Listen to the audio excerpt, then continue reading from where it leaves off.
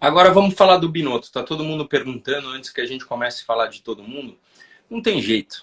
Quando a coisa meio que desanda assim, existe uma pressão muito grande externa à Ferrari, né? As pessoas, você não tem noção quando não vai bem o que o jornalismo fica muito próximo àquilo que o povo está falando. E assim, o Binotto, ele era meu diretor-chefe de motor. Depois ele foi ser diretor-chefe do Schumacher. E, assim, ele é muito bom naquilo que ele fazia em relação aos motores. Só que, quando você dá um cargo desse com uma pressão enorme, às vezes a coisa pode não acontecer da melhor forma. Eu adoro ver, por exemplo, na Full Time, o Maurício ele chega, ele dá para o Claudinho a chance de mexer com a diretoria geral, porque isso pode ser que no futuro possa acontecer. Se o Malmal não puder estar numa prova, o Claudinho tem nível para isso. Daí o mecânico pode, ele está estudando engenharia para ele mexer com coisa. Ele mexe hoje no pneu, mas amanhã ele quer mexer com outras coisas. Eu gosto dessa chance que se dá, que se dão nas equipes, né? Mas o Binotto talvez cresceu um pouco rápido demais e não soube lidar com a pressão que estava por ali. Essa é a minha opinião. Porque aquilo que ele fazia quando eu estava lá, que era diretor-chefe do motor, aí esse cara era... E é por isso que chegou ao topo, porque ele era tão bom naquilo que ele conseguia comandar uma turma inteira, né, que com certeza era muito legal. É por aí, Rubinho. Um cara pode ser muito bom tecnicamente no que ele faz, agora, comando, né, é uma outra coisa. Alguém viu nele uma capacidade de comando e eu nem acho que ele não teve. Eu nem acho. Acho que, como a gente sabe, toda crise alguém tem que pagar por ela. Acho que a equipe foi a mais culpada, mas a equipe não quer dizer Binotto. Sei lá quem é o estrategista que errou em determinadas, em várias, né, vários erros. Os pitstops, puta, que coisa lamentável. O que é lamentável é você ver, por exemplo,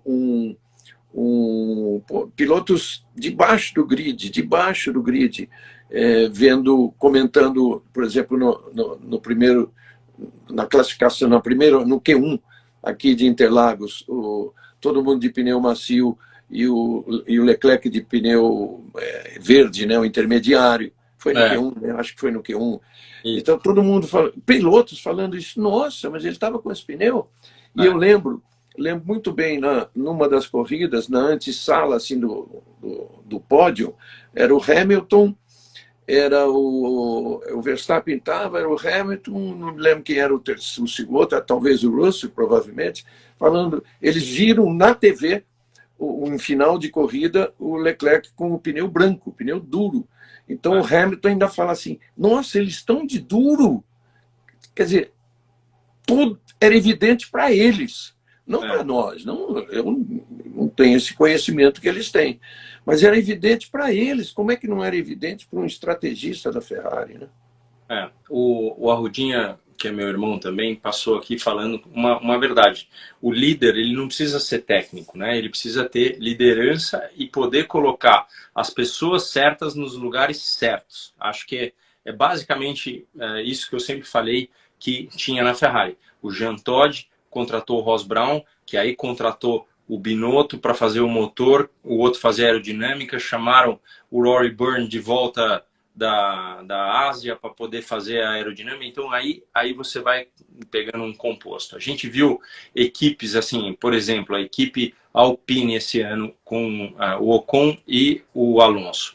Uma melhora assim gigante. Eu e o Dudu, a gente estava no ano 2021, nós no meio da pista, nós olhando os carros, eu falei, Dudu, escuta o quanto o giro do motor da Renault é mais baixo que o da galera. E era assim, era uns 500 giros mais baixo. E ele falou, nossa pai, mas é verdade. Aí você olhava, o nível de asa era menor também, porque o giro do motor era pior e eles não conseguiam andar na reta. Então tinha que andar com menos asa. E você vê que a melhora desse carro durante o ano, tudo bem, teve muita quebra, principalmente na mão do Alonso, mas foi uma melhora significante. Aí as pessoas me perguntam muito assim, quem que não estaria na Fórmula 1 se não fosse ou por dinheiro ou por conexões? O Latifi é um, o Stroll é outro, apesar de ter feito coisas boas, aquela segundo lugar em Baku, as coisas Pole position. Pole position na chuva, essas coisas são marcantes, mas você é tão bom quanto a sua última corrida. Então você ganha, depois você fica andando em último o tempo inteiro, azar, não tem muito o que fazer. A gente pode pegar o próprio Tsunoda. Você vê que ele tem talento, estão dando tempo para ele, mas se ele tiver o ano que vem igual o desse ano, pode esquecer. Não fica. Vamos procurar outro japonês, na minha opinião. A não ser que tenha uma conexão muito forte, senão não tem o que fazer. E ele tem um japonês ameaçando ele, que é o Iwasa, né? Que ganhou 2 corridas esse ano, né? Na Fórmula 2. O Ricardo é um grande exemplo disso. A gente viu na última prova ele andando tão forte quanto. É capaz dele montar numa Red Bull que veste ele melhor e num treino ele ser mais rápido que o Pérez, por exemplo.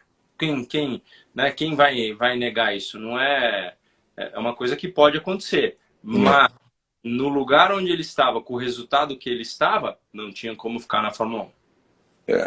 Você, só lembrando, você estava falando do Vettel aí, que é um cara que a gente, nesse final de carreira dele, a gente sabe que esse ano não foi um grande ano dele, certo? Mas ainda assim, na disputa com o Stroll, ele largou 14 vezes na frente do Stroll, e o Stroll 7 na frente dele. O Vettel deixou de fazer 2 corridas, lembra que ele foi substituído pelo Covid, hein?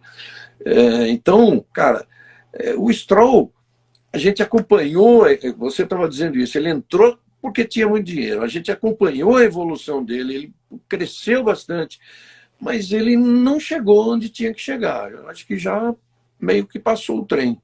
Então, mas se o dono da equipe é o pai, as coisas acontecem. É que é muito difícil, né? Porque ele não teria chance em outra equipe, a não ser que ele levasse dinheiro. Voltei.